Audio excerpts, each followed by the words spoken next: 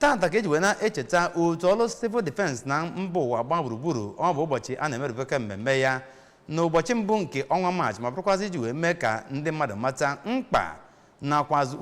usoro dịgasị ichegbu nke ya bụ otu ọrụ wepụtara na ichekwaba ndị mmadụ ya na ngwongwo ndị mmadụ pụọ n'ihe mberede ọdachi ndị nke dịgasị sike ya nakwazi katakata n'ebe ọ dị ukwuu. Onye nta aka anyị bụ Emmanuel Okonkwo ga-ewetara gị akụkọ